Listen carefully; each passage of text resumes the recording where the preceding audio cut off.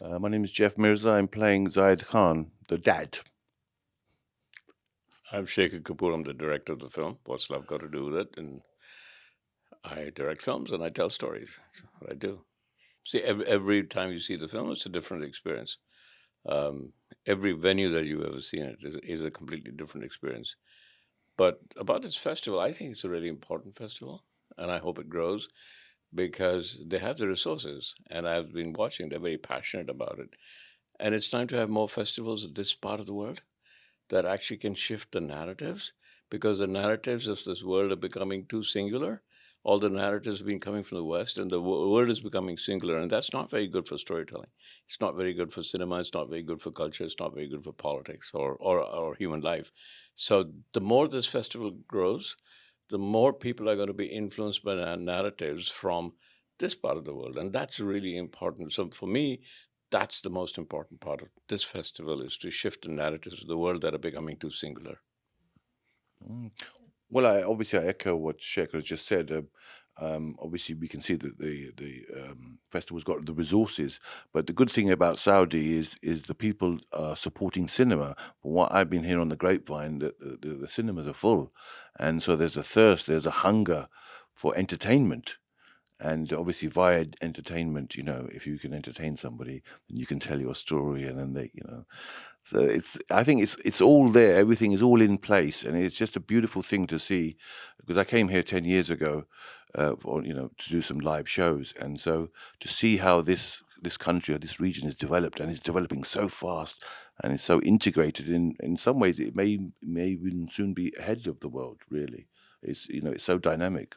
We were at the Bruno Mars concert last night, and you could see that they were all dancing. All the Saudi young people were still dancing. They knew the moves. They knew Bruno Mars' songs. So somewhere there's been that it's a Jack in the Box effect that's going to happen here. We're like, okay, we're exploding now, and in that explosion, it's what we're waiting for. In that explosion, because there's a lot of people here. There's one of the youngest populations of the world lives in Saudi. Yeah, and it is time. It is time for all of this region and this whole east to Yeah. explode. And for too long, this region has been under stereotypes of one kind or another. And the stereotype we want to see now is that how the rest of the world should know how much the Saudi people they love entertainment and how much they love life. Well, first, the concept of arranged marriage. And people who've seen the film, and I know, I'll tell you why I know, but this concept of arranged marriage is true for Pakistan, it's true for India, it's true for Spain, it's true for South America, it's true for China. This idea of the grandmother, the idea of the whole family getting involved in marriages, it's a worldwide phenomenon. It's not just Pakistan or India or Asia, it's worldwide. New York Jewish mothers are exactly like the mothers that are presented in this film. So it's a family. That's the film. The most interesting thing for me, there were two things that Jemima brought up. One, I was like 17 when the whole sexual revolution was taking place in London. I was there. I was a student. I saw that sexual revolutions were both instilled with opportunity, freedom, and fear. Fear because everybody's ultimately looking for intimacy. Everybody ultimately is looking for love. And suddenly I'm free to explore love the way I want to. Now with Tinder, you can explore it in any which way, and nobody's going to morally judge you except yourself. Except you yourself are going to ask yourself, well, with a freedom of sexuality, what am I really looking for? If it's intimacy, if it's love, then is it really leading to that? That's one question that I was quite fascinated by because I've seen friends of mine do that and fall in huge traps and go quite crazy. On the other hand, I mean, I've seen friends of mine arrange marriages and run away from them. I've seen arranged marriages work. My parents were arranged marriages, but so it's ultimately what I loved about this, the idea that we can explore a new sexuality, a new way of looking at love, a new way of finding intimacy, and to see whether this traditional way of the family, you can't just write it off. There's something going on there that has weight. When I first saw the script, obviously, uh, I looked at it and I loved the script from the beginning. And then I looked at it in detail and thought, I could relate to so many of the characters. I mean, my father wanted me to have an arranged marriage, and so my parents. So I've been through that thing myself. And no, I escaped an arranged marriage. It's a long story, but my parents were so strict; they wanted me to marry my cousin.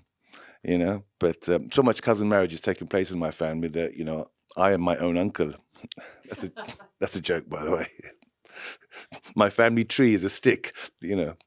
Um, but so I've been through that on the other side as a younger person, and obviously I could relate to my father and my mother and what their hopes and aspirations are for their child. Obviously, they want the best. And but by the way, my mother was actually in this movie. So if you see the Nani Jan in the wheelchair, that's my mum. So that's something that you can add to, tell them out there. So it's good to be in a movie with your own mother. But so I saw the movie, I saw the script, and I was just like, taken. I was like, wow, I've got to do this. I've got to be in this. Obviously, working with the legendary Shekhar Kapoor, obviously, the Bollywood legend, Elizabeth movies. He's done so much. You can only say yes. It does bring up subjects because obviously that was a long time ago, but the arranged marriage that didn't happen. I escaped from that arranged marriage by marrying somebody else, and then that didn't work. So it's kind of like a draw. We were both right in the end. But it's a once in a lifetime experience, I imagine, to be in a movie with your mother. But we spent a lot of time together, and she loved the makeup. The only thing about the makeup was they made her look older. So she was like, "Oh, I come for makeup, and I'm looking older than I came in." So that was quite interesting experience for her. But it was the first movie, and she is 80 years old. So Lily, I've seen in a lot of films, and what I'm always looking for my actors is I try and help them find themselves, because I try and help all the actors find themselves in the parts that they're playing.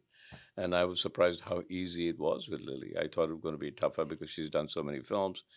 But when we talked about the idea of intimacy and really what the film's about, Lily was very easy with it, and she fell into the character. Because I don't think a director needs to direct actors. I think what the director needs to do in films like this is to help the actors find themselves.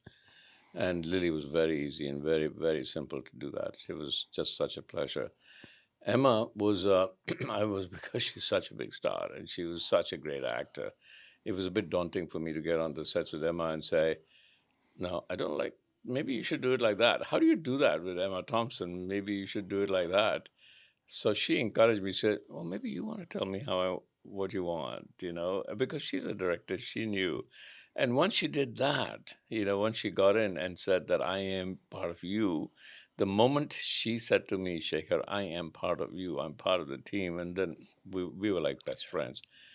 Shabana, I worked with my first film. The first film I did in my life was with Shabana. So it was like old friends coming back together. And she's just a star. Shabana, like as an actor, she'll pull off anything. And she was very good. And then Emma, what was great was Emma and Shabana became best friends on the sets. Right. So it was just a brilliant experience for me to work with Jeff. And Jeff never stopped making us laugh on the sets. And Emma never stopped making us laugh on the sets. And Emma, of course, will suddenly take off and do something completely different, and say little different lines, and she'll start bringing extempo lines into the dialogue, and all of us knew that she was going to, if she does that, to move away from camera, because otherwise we'll ruin the sound, because all of us will be rolling over with laughter. So we just go back and hide, and then come back, and she knew that she was doing that. So like, okay, so yeah, she's a star. It was great. I remember we were shooting during COVID. People were dying in ambulances while we were shooting this film. And yet to keep that going, and for all the actors to come every day and work beyond that and do a film that has a lot of laughter in it, a lot of joy in it, was tough, but we pulled it off. Well, there's a calmness about Shekhar Kapoor, and I've obviously been a fan for a long time, right from the beginning of ever since I can, maybe 1990s, 1980s. I remember seeing a movie called The Bandit Queen, which is a very hard-hitting movie based on, true incidents. And obviously, then the Bollywood movies. There's one called Mr. India, which is, and there's a great actor who's not with us anymore. He says Mogambo Khushua. Amrish Puri was in that movie. So I remember, being a younger guy, seeing Shekhar's movie, hearing his name, and then obviously the chance to work with him. I mean, it's just a dream come true, really. And there's a calmness about Shekhar. He knows what he wants, and as you say, he wants the actor to bring it, I think. But it was great on the set. Someone once said that the set should be like a family. Everyone is all in there. But like all families, there's probably arguments. So I don't want to use that analogy too far. But as long as everyone gets on, and we were doing this during COVID, we were being tested relentlessly, and we had all the masks on and everything. So in a way, it's a miracle to make a movie about comedy when there was such a tragic world event taking place at the same time. I think families are very similar anywhere, whether it's Saudi or whether it's New York. I mean, the inherent ideas of family, they're the same. The inherent ideas of love are the same. So my hope is, this question they carry with themselves, that it's okay to be searching for love. It's okay. You may never actually. Our problem in our lives with us is that we want to define everything, and love is not a definable idea. It's still an idea. It's still a yearning. So one thing that it's okay. We understand. You'll constantly be looking for love, and you'll constantly grow. And that one great line is, you grow into love. It doesn't matter whether it's an arranged marriage or it's one nights of sexuality that you come in. You still grow into love. That's one thing. And the other thing is, I hope at the end of it, we realize that we need to hug each other. So when a lot of people ask me, what do you want at the end of it? And I just say, yeah, what we need is at the end of it, the audience comes out and said, when was the last time we hugged each other? That's what I'm hoping is the final effect. It's a hugger. This one is a hugger. Yeah, I think people will come out of this movie from whichever culture or background they're from being entertained. They will laugh. They'll see a lot of joy. Obviously, it's like a lot of movies. There's a roller coaster of ups and downs, but they'll come out of it, and I think they'll come out with that warm, glowing feeling that you have when I love going to the cinema. You come out and you feel like you've learned something and you've been entertained and you had a full-on experience.